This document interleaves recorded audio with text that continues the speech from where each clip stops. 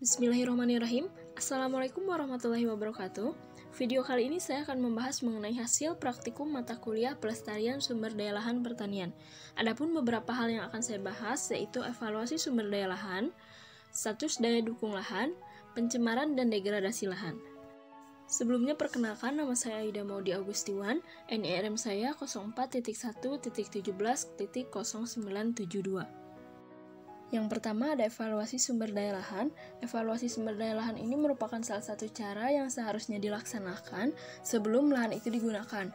Hal ini ditujukan agar lahan yang digunakan diketahui potensinya dan tidak ada lagi penggunaan lahan yang tidak sesuai dengan potensi dan kondisi lahan tersebut. Karena penggunaan lahan yang tidak sesuai dengan potensinya atau kemampuannya dapat menimbulkan terjadinya kerusakan dan atau dapat meningkatkan masalah-masalah yang akan terjadi pada kegiatan usaha tani nantinya.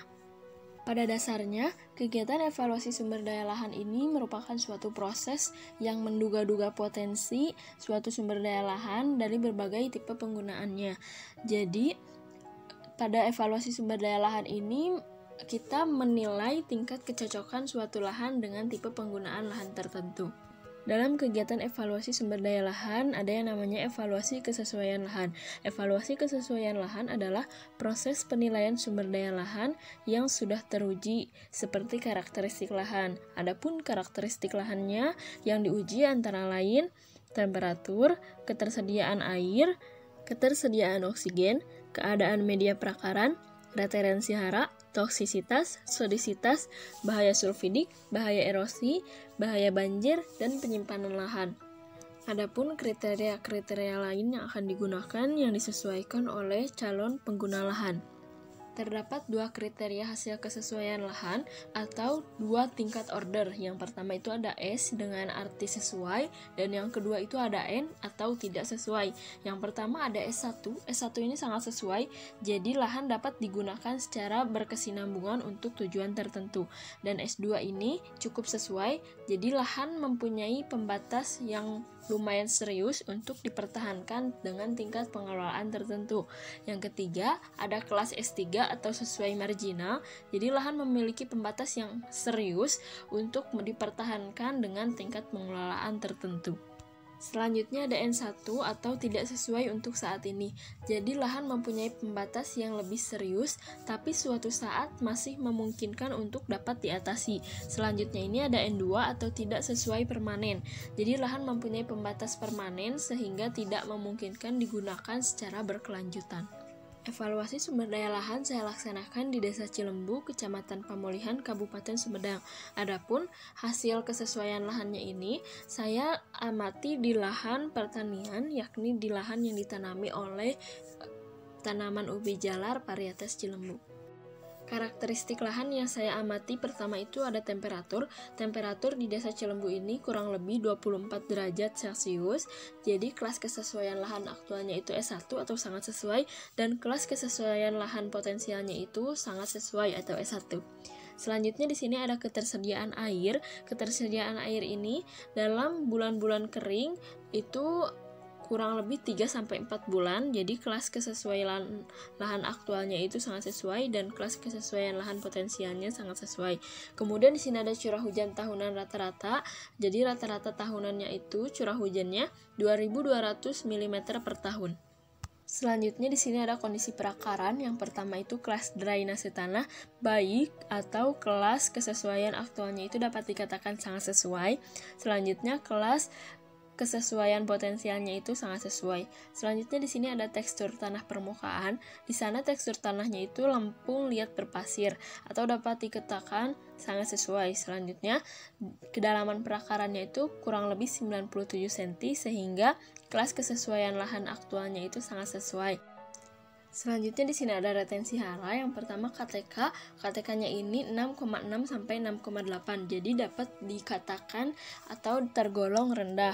Nah, di sini kelas kesesuaian lahannya itu S2 atau sesuai, dan di kelas kesesuaian potensialnya itu perlu ditingkatkan menjadi sangat sesuai. Selanjutnya di sini ada pH yaitu 5,5, dapat dikatakan kelas kesesuaian aktualnya itu sangat sesuai. dan kelas kesesuaian potensialnya sangat sesuai.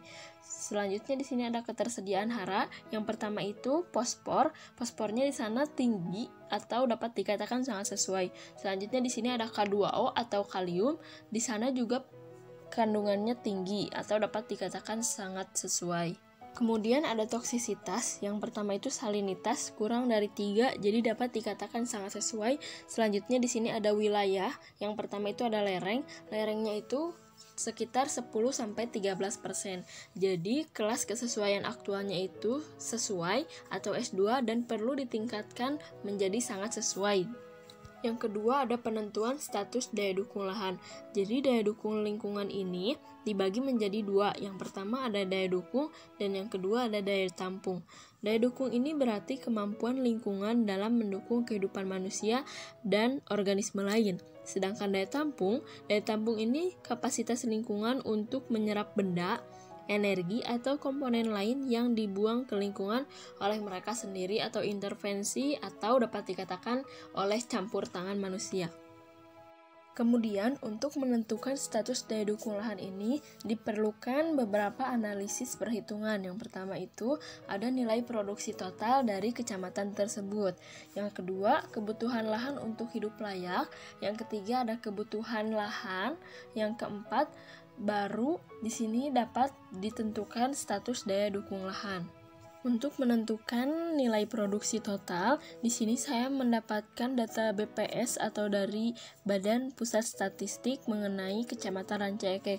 Adapun jenis komoditas yang diusahakan di Ranca Ekek ini, yang pertama ada komoditas pangan, yaitu padi. Kemudian yang kedua ada hortikultura, di sini ada sayuran dan buah-buahan.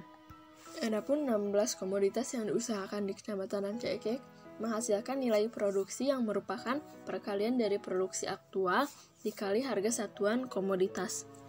Untuk mengetahui ketersediaan lahan ini, adapun perhitungannya nilai produksi dibagi harga komoditas beras di pihak produsen dikali 1 per produktivitas beras per hektar di kecamatan tersebut.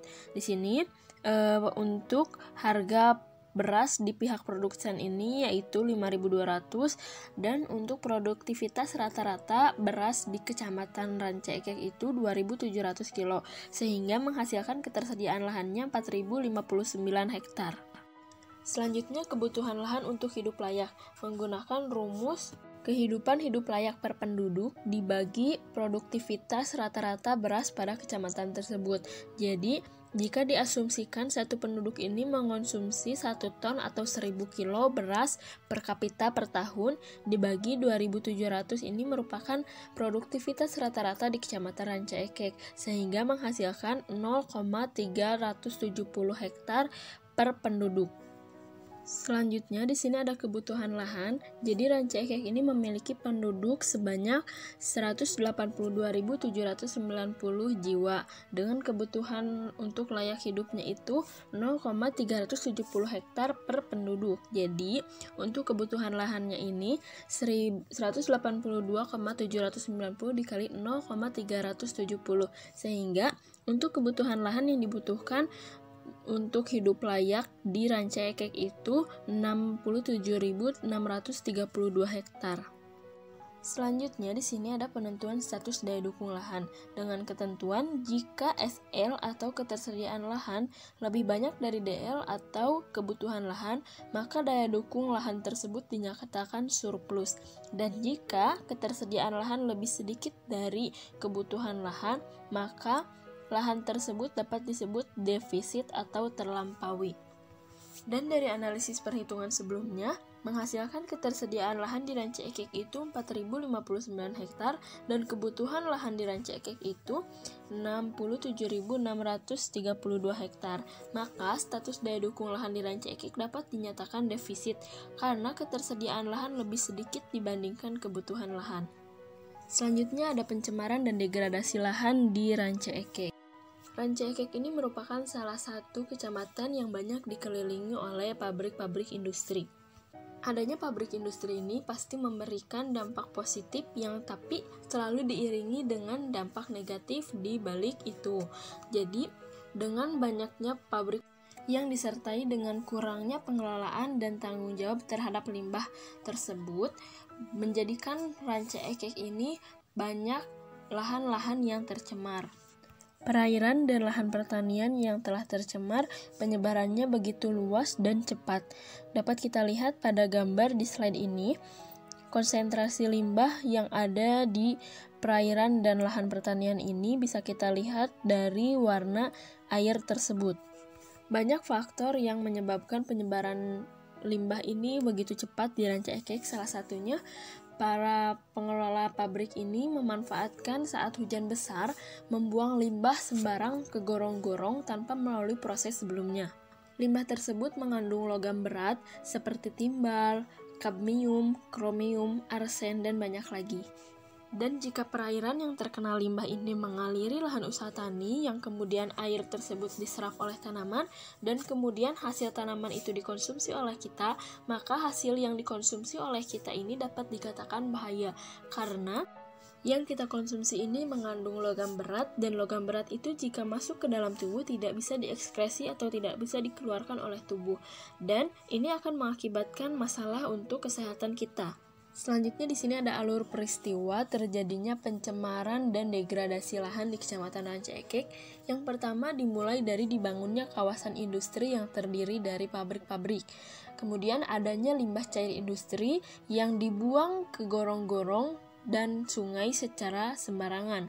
Selanjutnya perairan menjadi tercemar dan perairan tercemar ini dialiri ke lahan-lahan. Selanjutnya di sini limbah cair ini terserap oleh tanah dan terakumulasi, kemudian logam berat terserap oleh tanaman dan tanaman itu dikonsumsi oleh makhluk hidup, kemudian menimbulkan masalah kesehatan akibat pencemaran lingkungan tersebut. Di sini ada beberapa upaya untuk mengatasi pencemaran dan degradasi lahan. Yang pertama, ditingkatkannya kesadaran para pengelola limbah di pabrik karena ada beberapa pabrik yang sudah memiliki instalasi pengelolaan air limbah, namun pengelolaannya belum optimal.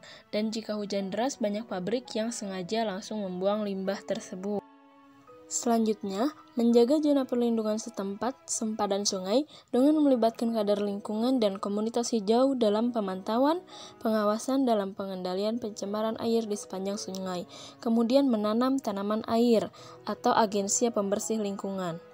Selanjutnya, perbaikan tanah menggunakan penggunaan bahan organik. Mengingat bahan organik merupakan campuran beraneka senyawa organik, menyebabkan susunan kimia bahan organik tersebut sangat rumit. Salah satu senyawa khas penting ialah gugus fungsional yang mampu berperan dalam pembentukan kompleks dan pertukaran ion. Penggunaan bakteri untuk mereduksi logam berat. Selanjutnya, penggunaan tanaman pengikat logam berat. Mungkin itu yang bisa saya sampaikan. Kurang lebihnya saya mohon maaf. Wabillahi taufiq wal hidayah. Wassalamualaikum warahmatullahi wabarakatuh.